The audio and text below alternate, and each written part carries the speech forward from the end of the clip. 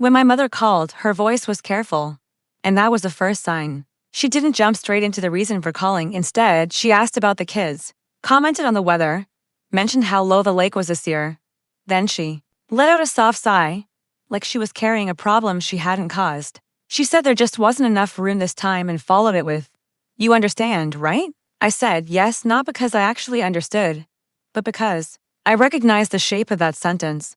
It was the same one they used whenever a decision had already been made, and they just needed my agreement to make it feel easier after we hung up.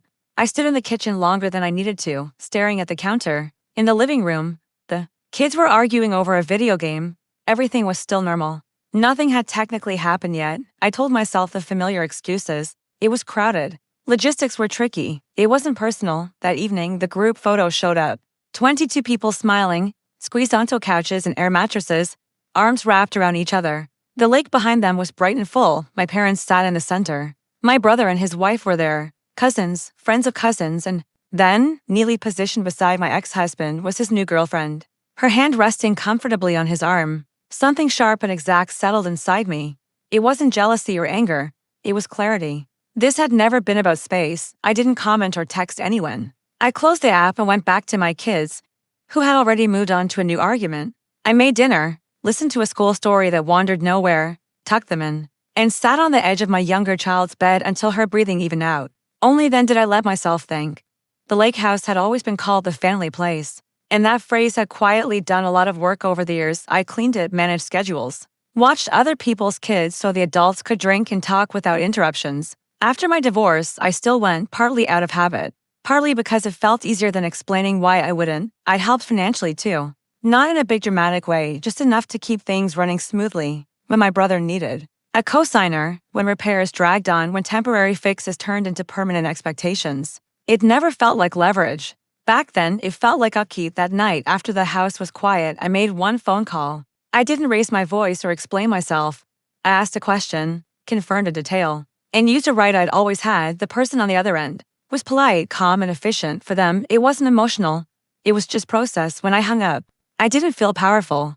I felt calm in a strange way, like you do after finally making a decision you've been avoiding because you know it will change how people see you. I slept the next morning. The kids ate cereal and complained about the milk being too cold. I walked them to the bus stop and waved as it pulled away.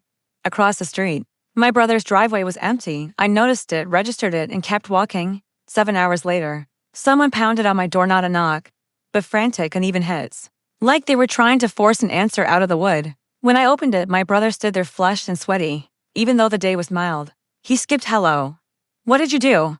he demanded. I stepped back to let him in if he wanted. He didn't move, just stood there buzzing with energy. "I don't know what you're talking about," I said evenly. He let out a short, sharp laugh. The car stopped working.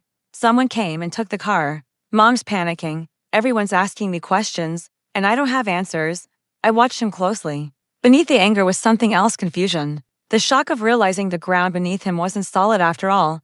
I didn't take anything. I said, "I fixed something." He snapped back. "This is about the lake house trip, isn't it?" I considered lying, not to control him, but to avoid the conversation altogether. Then I decided the truth mattered more than comfort. "It's about the pattern," I said. "Yesterday just made it obvious." He dragged his hands down his face. "You could have talked to us," I replied. "You told me there wasn't room." "That's not what we meant. It's what happened." We stood there as the space between us grew heavy. Finally, more quietly, he said, "You put us in a bad position." I nodded. "So, did you?" A car passed slowly outside. Somewhere. Someone laughed. The world kept going, completely indifferent. "I didn't do this to hurt you," I said. "I did it so I could stop pretending." He looked at me then. Really looked, and something shifted. Not understanding, not regret. Just the uneasy realization that I was no longer playing by the rules he assumed I would. "This isn't over," he said. "No," I agreed. "It's not." He left without another word. My parents didn't call that day or the next. The lake trip went on as planned. Photos kept appearing, though I didn't open them in the evenings. I sat on the porch while the kids played in the yard. I noticed small things I'd missed before: the way the light fell across the fence, the serious way my son explained a game to his sister. I didn't feel triumphant. I felt steady. Self-protection isn't loud. It doesn't come with speeches or threats. Sometimes it's just the moment you stop shrinking yourself to fit into places that have shown you again and again they don't want you. The consequences were real. So was the relief. For the first time in a long time, both of those things belong to me.